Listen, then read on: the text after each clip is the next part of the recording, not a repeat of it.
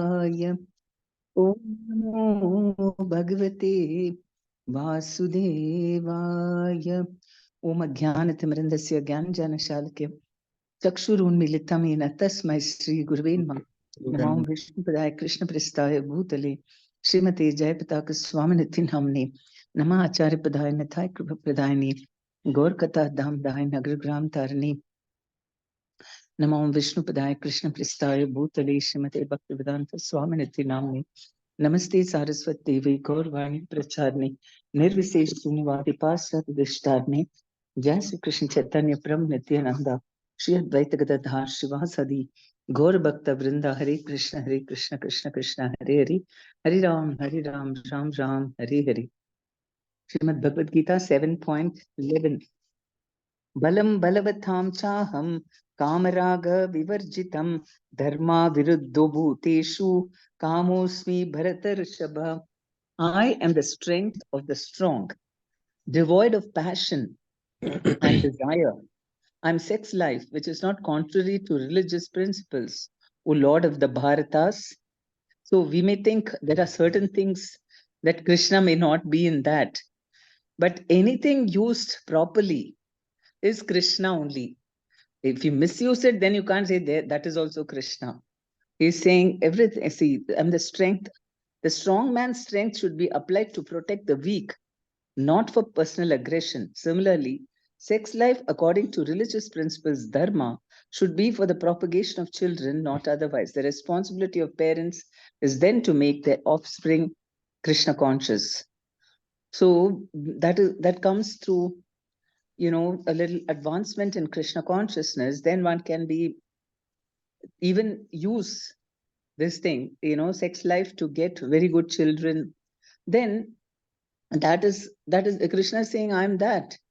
Even that is Krishna. And even okay, strength. And somebody like all the great like Bhima and all that, very very strong, but he never went and he didn't misuse it at all, not for himself or anything, only to protect the weak. So strength, that is Krishna. When you see, oh, Bhima's strength, that is Krishna.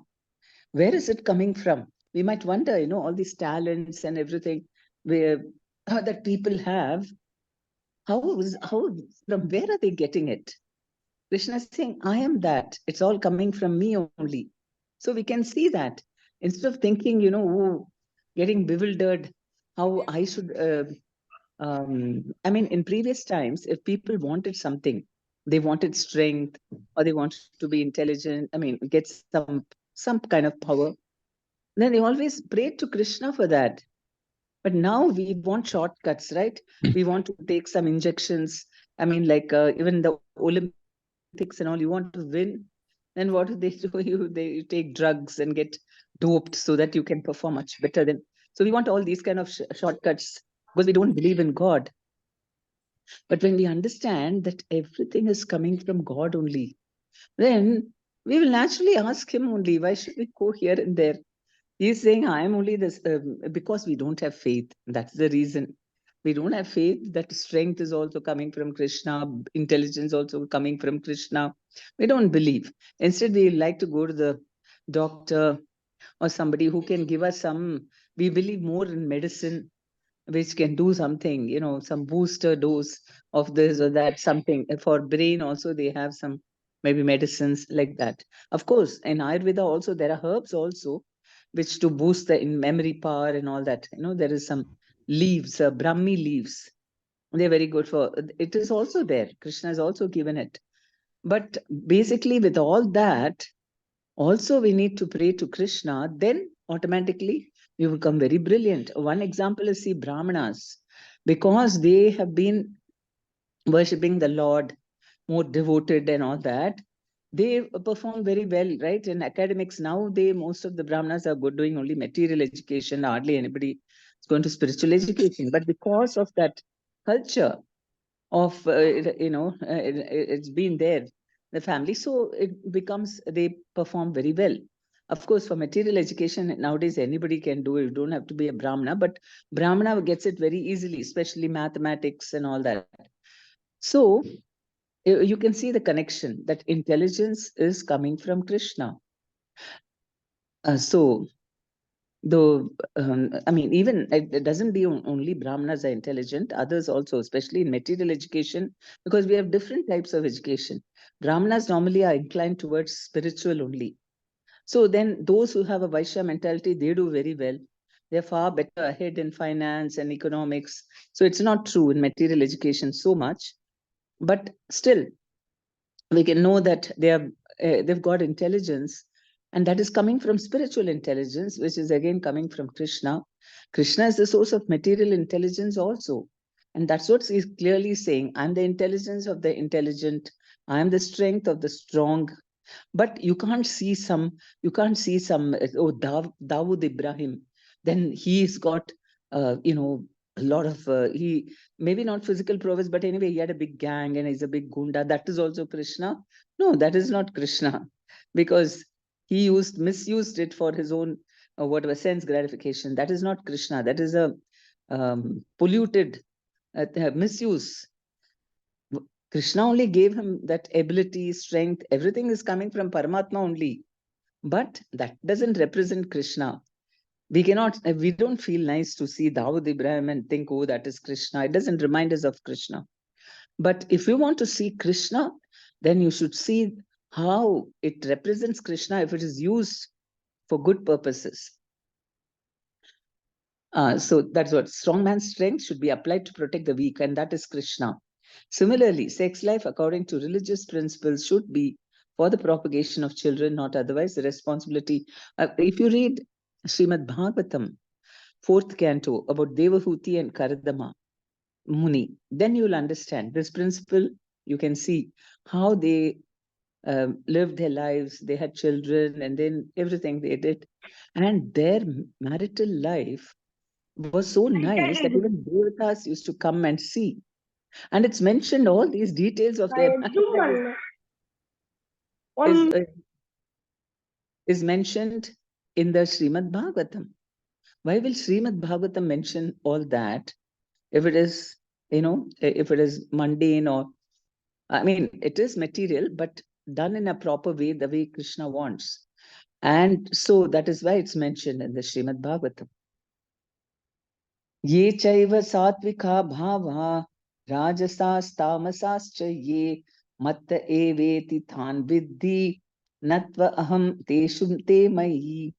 Know that all states of being, be they of goodness, passion, or ignorance, are manifested by my energy. I am in one sense everything, but I am independent. I am not under the modes of material nature, for they, on the contrary, are within me. But all material activities in the world are being conducted under the three modes of material nature. Although these material modes of nature are emanations from the Supreme Lord Krishna, he is not subject to them. For instance, under the state laws, one may be punished, but the king, the lawmaker, is not subject to that law. Similarly, all the modes of material nature, goodness, passion, and ignorance, are emanations from the Supreme Lord Krishna. But Krishna is not subjected to material nature. And therefore, he is nirguna, which means that these gunas or modes, although issuing from him, do not affect him. That is one of the special characteristics of Bhagavan, or the Supreme Personality of Godhead. So everything, goodness, passion, even ignorance, is coming from Krishna only. That's what Dawood Ibrahim, and that is also coming from him only. But he is not under the clutches of any of these three gunas. He is independent. That's why we have the Gunavataras, right? Brahma, Vishnu, and Shiva. And so even though Vishnu is in charge of mode of goodness, he is not subjected to that mode also. He is free from that. That is why he is nirguna, which means he is beyond these three gunas. Tribhir gunamayir bhaver ebhi sarvam idam jagat mohitam nabhijanati mam ebhya param avyayam. Deluded by the three modes, goodness, passion, and ignorance, the whole world does not know me, who am above the modes and inexhaustible. The whole world is enchanted by the three modes of material nature. Those who are bewildered by these three modes cannot understand that transcendental to this material nature is the Supreme Lord Krishna. Every living entity under the influence of material nature has a particular type of body and a particular type of psychological and biological activities accordingly. There are four classes of men functioning in the three material modes of nature. Those who are purely in the mode of goodness are called Brahmanas. Those who are purely in the mode of passion are called Kshatriyas. Those who are in the mode of both passion and ignorance are called Vaishyas. Those who are completely in ignorance are called Shudras. And those who are less than that are animals or animal life. However, these designations are not permanent. I may be either a Brahmana, Kshatriya, Vaishya, or whatever. In any case, this life is temporary. But although life is temporary and we do not know what we are going to be in the next life, by the spell of this illusory energy, we consider ourselves in terms of this bodily conception of life. And we thus think that we are American, Indian, Russian, or Brahmana, Hindu, Muslim, etc. And if we become entangled with the modes of material nature, then we forget the Supreme Personality of Godhead who's behind all these modes.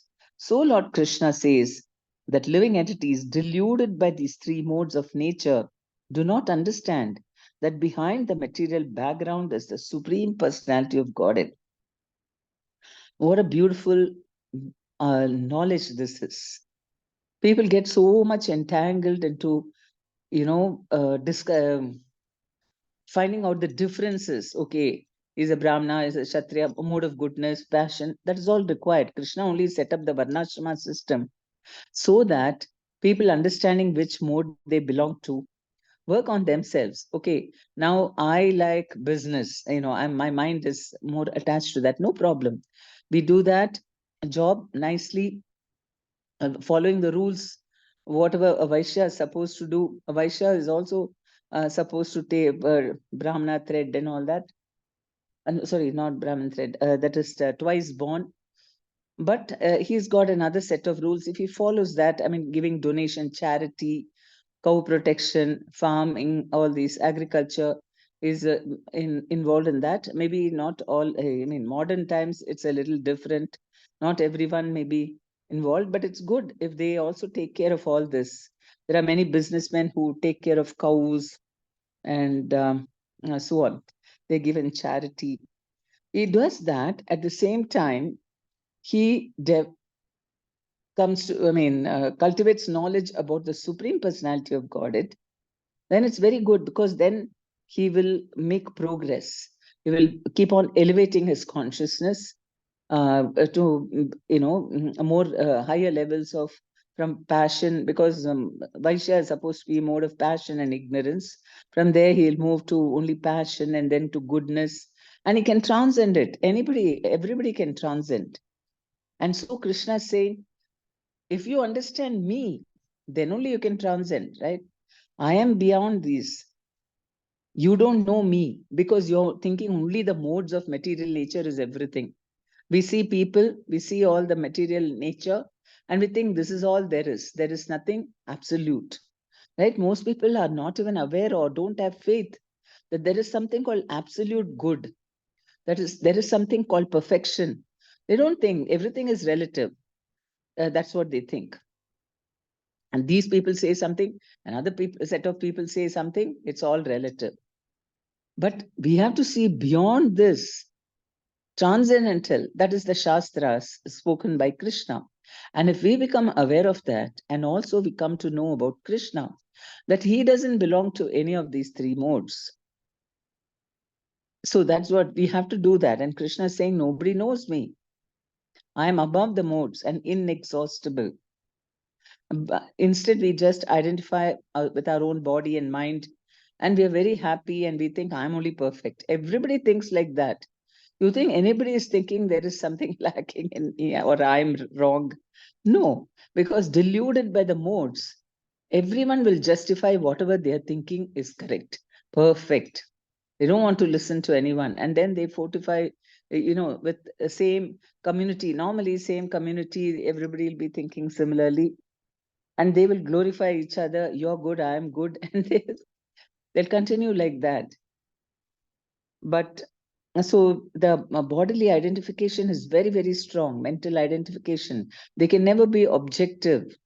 When you become conditioned by whatever you are, you will judge other people based on your own values. You'll think this is only perfect, and you will judge everybody like that. So that is why it, in this world, there is so many divisions, and people are not able to have a common point. But if you see, there are differences, but what's the common point? That is Krishna. And we saw that yesterday, right?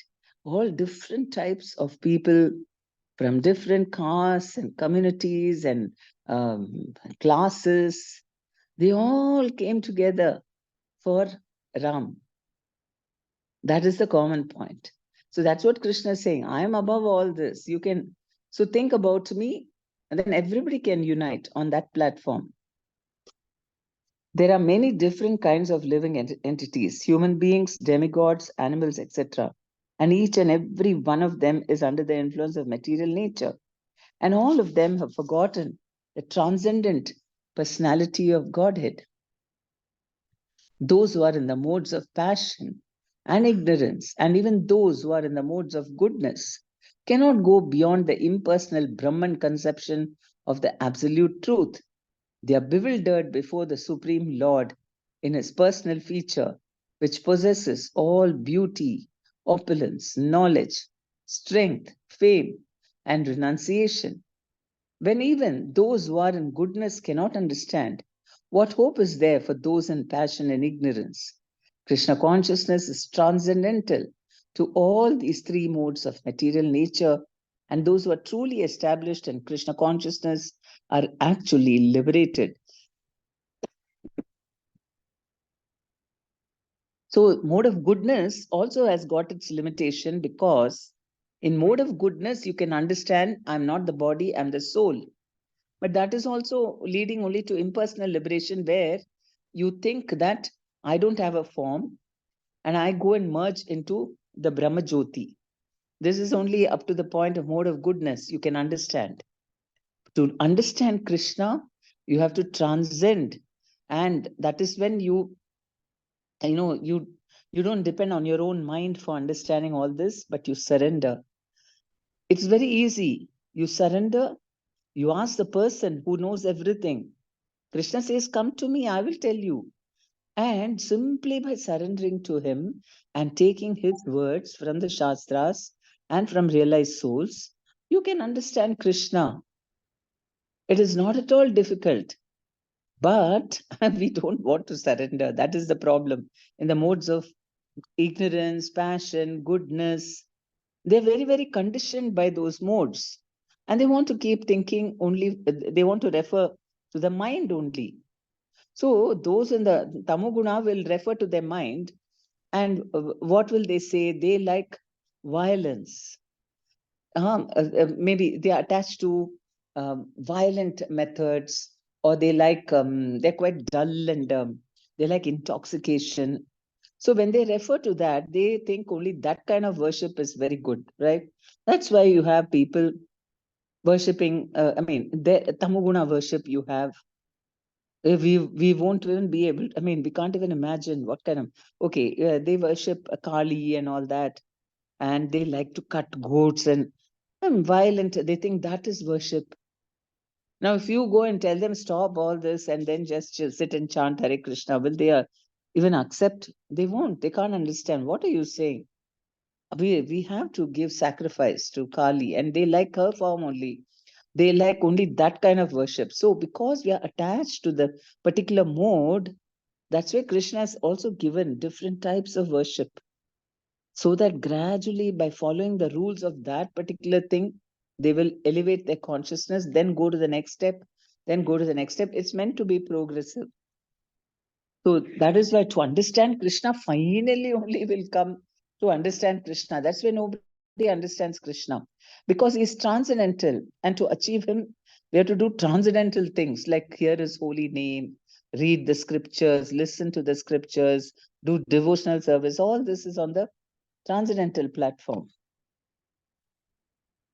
Daivihi esha gunamayi mama maya dhuratyaya mameva ye prapadyante mayam etam tarantite.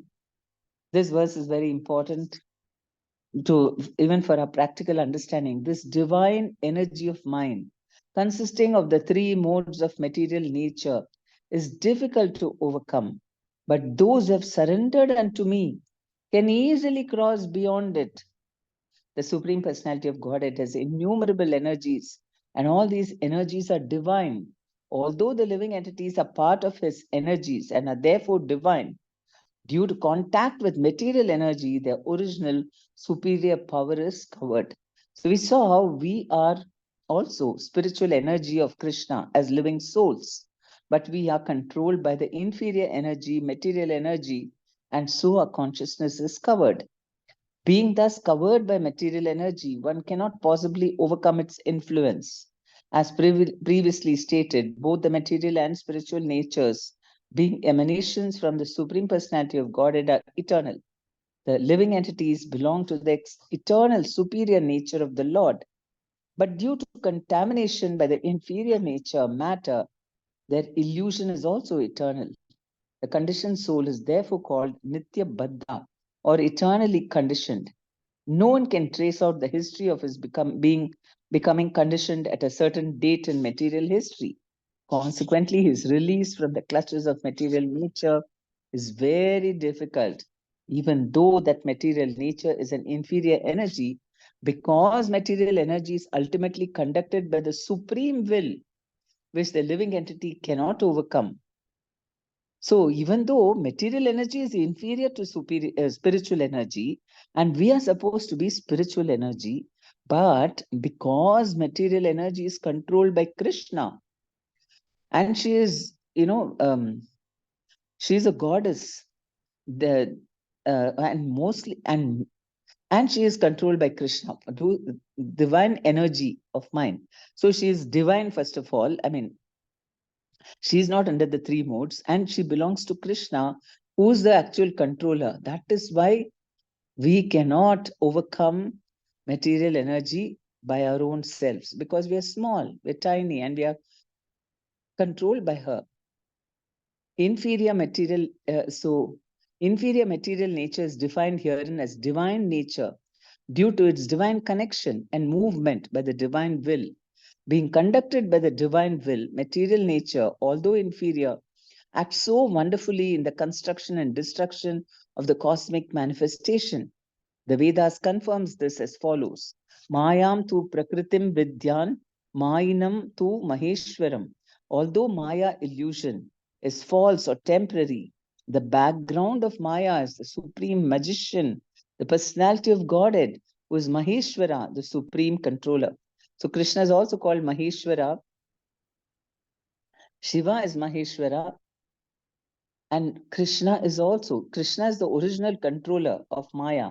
And that's why we cannot, even we try, all these yogis and jnanis, they try and try on their own in the beginning. That is the nature, right? The modes of material nature make us independent of Krishna. And we want to do everything on our own. I'm capable. I don't need to go and beg anyone. So I won't kneel down to anyone. So that's the false ego. And so even for spiritual advancement, they think I will do tapasya myself and I will realize. So that is, that is the material energy which is making us think like that. But after being repeated defeats, that is when we mellow down and we become humble. Even Vishwamitra, when he was defeated by Vasishta Muni's superior, strength and all that. He is a Brahmana. Vasishta was a Brahmana, and Vishwamitra in the beginning was a king, and he thought he is more powerful. And when he attacked Vasishta Muni, that's another story why he attacked. And Vasishta Muni could easily just by chanting some mantras defeat his entire army. His whole army was finished by Vasishta Muni's just mantra chanting. So he thought, here I thought I'm the emperor of this world, I'm very super powerful person. What is the use? I've lost everything. Then I also want to become a Brahmana then. I want to be very powerful. So initially his motivation was in the mode of passion to be, equal to Vasishta Muni or even better. And so initially he just set off on his own to do tapasya. He thought, let's see, Vasishta Muni is sitting there and meditating and this thing. So I will also go and do that.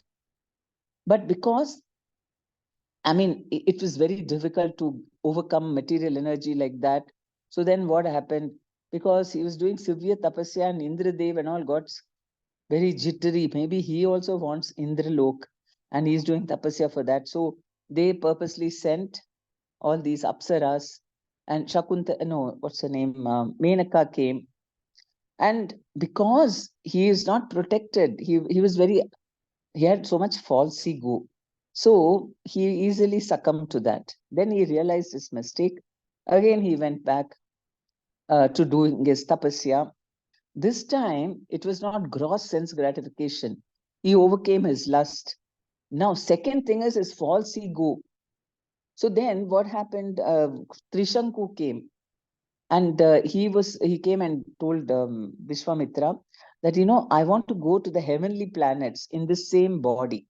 I went to Vasishta Muni and I requested him to send me there, but he refuses to send me. You only can do that for me, please. He begged him. And Vishwamitra, initially he was thinking, when he told him, I want to go to the heavenly planets in the same body. He said, why? You wait now. Nobody go. Why should you go in this body only? Normally, everybody does something, pious activities, you qualify, then only and you go. But then when he heard, he said, Vasishta, I went to Vasishta and he didn't help me. You can help me. His false ego was gratified. He said, okay, I will send you by all my mystic powers. And he just sent him up, physically in that same body.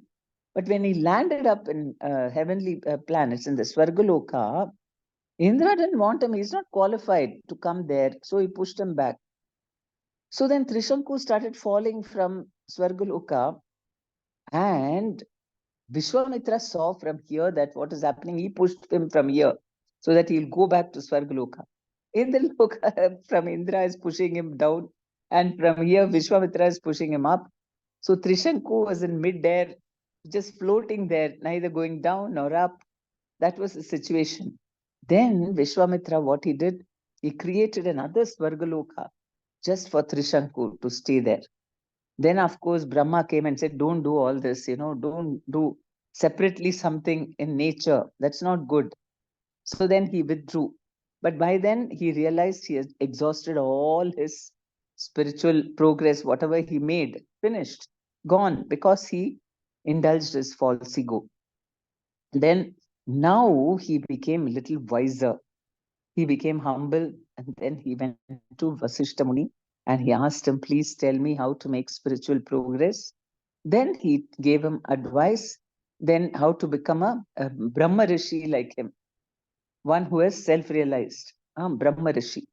So he asked him, please tell me how to become a Brahma Rishi, and he went, did that. So this time, because he was humble and he had guidance from the Guru and all that, he made progress.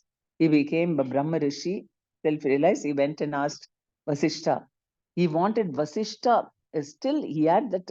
See, even impersonalists are not free from false ego. So he wanted to be like Vasishta, but then, he wanted Vasishta to certify him. He knew he is the best. So he went there and he told him, can you certify me as Brahma Rishi? And he said, yes, okay, you are a Brahma Rishi. But that is not the absolute. No, that is not the highest. There's something higher than that. Really? What is higher than that? Because he wanted to be the topmost. He said, pure devotional service to Krishna is the highest achievement. Then he told him how to do devotional service and all that. Then he became a very nice devotee, very humble and surrendered. Finally, he becomes such a nice devotee that in Ramayana time, he got the opportunity to take Ram and Lakshman with him, get them married and all these things. And train them in, in dealing with all these asuras, how to fight them. He gave them so many weapons. So very nice service he did. So from that you see, under the material nature, even though he was like, he was very powerful, he was very quite elevated, he gave up his kingdom, everything, and he retired, went to the forest and did so much tapasya. No, the divine, he could not overcome Maya, because Maya Shakti belongs to Krishna. But if you surrender to Krishna, then you can go easily beyond it.